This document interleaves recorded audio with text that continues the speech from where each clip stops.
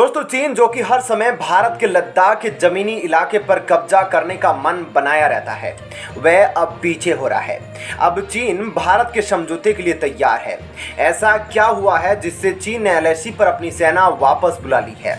क्या चीन भारत और रूस की दोस्ती से डर गया है या ये चीन की कोई नई चाल है?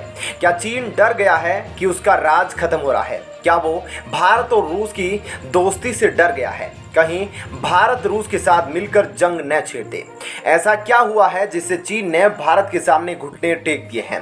कहीं यह चीन की कोई चाल तो नहीं जिसके तहत उसने बॉर्डर से अपनी सेना वापस बुला ली है? क्या है चीन का भारत के सामने सरेंडर करने का सच? बताते हैं आपको पूरी खबर इस वीडियो में, तो वीडियो के अंत तक बने रहिएगा और चैनल को सब्सक्राइब जरूर कीजिएगा। दोस्तों भारत और चीन के बीच लंबी तनातनी के बाद अब दोनों देश लद्दाख सीमा से पीछे हटने के लिए तैयार हो गए हैं। इस समझौते के बाद ठंड से भरे इन पहाड़ों में 2 सालों से तैनात दोनों देशों के सैनिकों के लिए बड़ी राहत की बात है। दोनों देशों के सैनिक पिछले 2 साल से हर परिस्थिति में बॉर्डर पर तैनात थे, लेकिन अब यह खत्म हो रहा है। भारत जो कि अब सुपर पावर बनने की कतार में है और अपने साथ दुनिया के बड़े देशों को भी ले आया है, जिससे चीन घबरा रहा है। प्रधानमंत्री नरेंद्र मोदी के नेतृत्व में भारत अब बदल रहा है, जिसके चलते चीन अब भारत के 4 लोकेशन से पीछे हट रहा है। पहले तो पैनगवा से, फिर फिंगर से और उसके बाद गलवान घाटी से अपनी सेना वापस बुला रहा है चीन, और हाल ही में गोगरा से भी अपनी सेना को पीछे हटा रहा है। इन 2 सालों में चीन भारत की जमीन पर कब्जा करने के इरादे से भारत के बॉर्डर एरिया में घुसता रहा है, पर प्रधानमंत्री मोदी के नेतृत्व में भारत चीन को मुंहतोड़ जवाब देता आ रहा है और अंत में चीन को भारत के सामने सरेंडर करना पड़ा है। भारत ने जब से रूस के साथ अपना व्यापार बढ़ाया है तब से चीन सदमे में है। चीन को अपना राज खतरे में दिख रहा है। हर वक्त अब वो भारत के सामने झुकता दिख रहा है। कहने को तो यह एक 2 देशों के बीच समझौता है, पर दुनिया में पावर की नजर से देखे तो भारत खुद को सुपर पावर की तरह दिखाने में सफल रहा है। भारत के साथ अमेरिका और रूस 2 बड़े सुपर पावर है, जिसके चलते अब चीन कोई ऐसी वैसी हरकत नहीं दोहराना चाहता है और न ही करने की सोच सकता है। चीन जो पहले छोटे छोटे देशों को दबाकर रखता था, अब उस मामले में भी उसे मुंह की खानी पड़ सकती है। दोस्तों इस खबर पर आपकी क्या राय है, हमें कमेंट करके जरूर बताइएगा, और खबर पसंद आई हो तो वीडियो को लाइक और शेयर जरूर कीजिएगा। जय हिंद।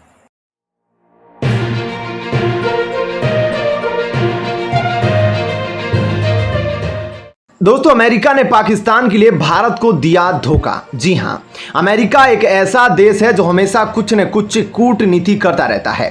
बाइडेन जो पहले भारत के साथ खुद को दिखाते थे, फिर ऐसा क्या हुआ जो अमेरिका भारत के दुश्मन देश पाकिस्तान को आर्थिक मदद करके उसे भारत के खिलाफ मजबूती से खड़ा होने पर मदद कर रहा है।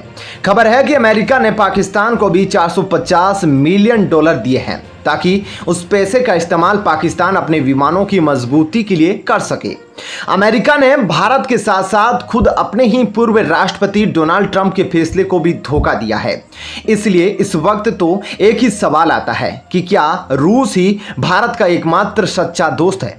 आखिर क्यों बाइडेन बदल गए, इस पर विस्तार से बताता हूं। पूरी खबर के लिए इस वीडियो को लास्ट तक जरूर देखिएगा और चैनल को सब्सक्राइब जरूर कर लीजिएगा।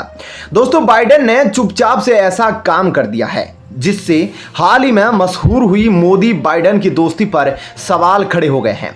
बाइडेन प्रशासन ने पाकिस्तान के F-16 फाइटर जेट्स के रखरखाव के लिए $45 करोड़ की सहायता राशि की मंजूरी दी है।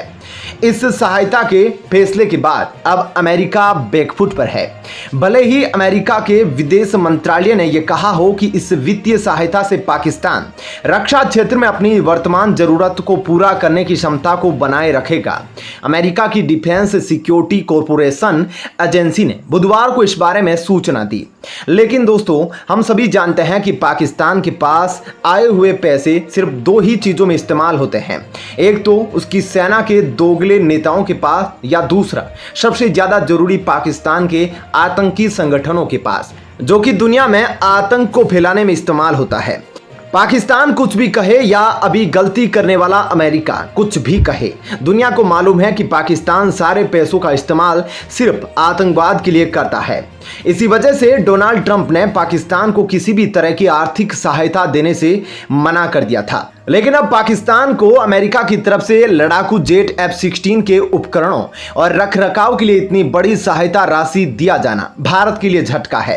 हालांकि अमेरिका की तरफ से कहा गया है कि इससे क्षेत्र में सैन्य संतुलन पर कोई प्रभाव नहीं पड़ेगा। साल 2018 के बाद से पाकिस्तान को अमेरिका की तरफ से पहली बार बड़ी सुरक्षा सहायता मिली है। 2018 में अमेरिका के तत्कालीन राष्ट्रपति डोनाल्ड ट्रंप ने पाकिस्तान को दी जाने वाली सुरक्षा सहायता रोक दी थी। ट्रंप ने कहा था कि आतंकवाद के खिलाफ अमेरिका की लड़ाई में पाकिस्तान कोई सहयोग नहीं दे रहा है।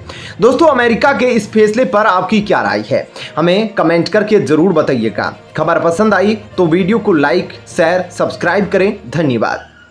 दोस्तों, भले ही पाकिस्तान में बाढ़ आई हो, लेकिन भारत को इससे कुछ फर्क नहीं पड़ता है, क्योंकि भारत का मंजर साफ है कि जब तक पीओके वापस नहीं करेगा पाकिस्तान, तब तक वह उसकी कुछ भी मदद नहीं करेगा। और इसी बीच अब पुतिन ने भी सीधे सीधे पाकिस्तान को वार्निंग दे दी है कि लौटा दो पीओके, वरना हम ऐसा कुछ करेंगे कि पाकिस्तान ने कभी सोचा भी नहीं होगा। जी हाँ, रूस ने कुछ ऐसे संकेत दिए हैं कि वह यूक्रेन वाला हाल भारत से पाकिस्तान कराएगा। मतलब जिस तरह से रूस ने यूक्रेन का हाल किया है दोस्तों, उसी तरह से भारत पाकिस्तान का हाल करेगा और इसमें रूस भारत की मदद करेगा, ऐसा पुतिन ने साफ साफ संकेत दे दिया है। आपको बता दें कि पाकिस्तान में बाढ़ जरूर आई है, लेकिन भारत ने पाकिस्तान की कुछ भी मदद करने से इनकार कर दिया था और केवल सोशल मीडिया के माध्यम से पीएम मोदी ने उनको बस ये बोला था कि बाढ़ से निपट लेगा पाकिस्तान, इसकी कामना करते हैं। मतलब ऐसे ही सिर्फ कामना की थी दोस्तों। मतलब आप समझ सकते हैं कि मोदी सरकार की मंशा साफ है कि वह पीओके वापस लेने के लिए अग्रसर है। और इसी क्रम में जब फिर से रूस ने जो चाल चली है और भारत का साथ देने के लिए आगे बढ़ा है, उसके बाद पाकिस्तान में मानो हाहाकार मच गया है। अब आपको डिटेल में बताते हैं कि मोदी पुतिन ने एक साथ दो क्या बड़े ऐलान किए हैं और इसके बाद पाकिस्तान बिकने की कगार पर कैसे आ गया। लेकिन आप कमेंट करके हमारी इंडियन आर्मी का हौसला जरूर बुलंद रखिएगा, क्योंकि यह जो ऐलान हुआ है ना दोस्तों, भारत और रूस का, वह केवल इंडियन आर्मी की मदद से ही संभव हो सकता है।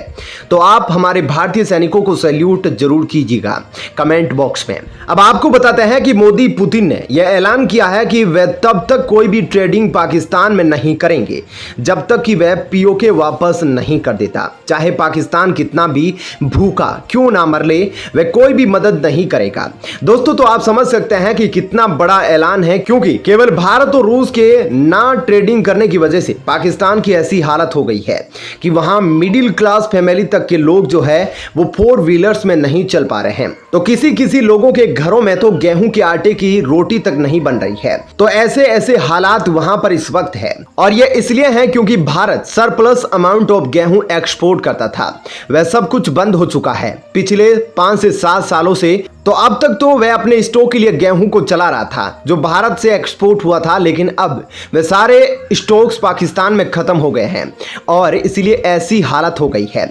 आपको दूसरे ऐलान की बात बताएं तो रूस ने यह भी कहा है कि जो तेल वह पाकिस्तान को देने के लिए डील करने वाला था, वह डील अब उसने खत्म कर दी है, क्योंकि रूस नहीं चाहता कि भारत जो उस पर विश्वास करता है दोस्ती के लिए, वह दोस्ती खत्म हो, और इसलिए उसने पाकिस्तान का साथ ना देकर भारत का साथ दिया है। दोस्तों, तो अब आप इंडिया और रूस की फ्रेंडशिप के लिए एक लाइक जरूर कर देना इस वीडियो को। और आपको एक और खबर जरूर बता दें कि पुतिन ने अभी कहा कि वे आगे वॉर करने के लिए भी भारत को अर्ज कर सकते हैं। तो इसी वजह से पाकिस्तान में कहीं ना कहीं खलबली मची हुई है और अब देखना होगा कि पाकिस्तान कैसे भारत से बात करता है पीओके वापस देने के लिए। यह देखना बहुत दिलचस्प होगा और इसके लिए अजीत डोभाल कैसे पाकिस्तान को कन्विंस करते हैं बिना किसी की जान जाए पीओके वापस आ जाए। तो अजीत डोभाल भी इसमें बहुत बड़ी भूमिका निभाने वाले हैं।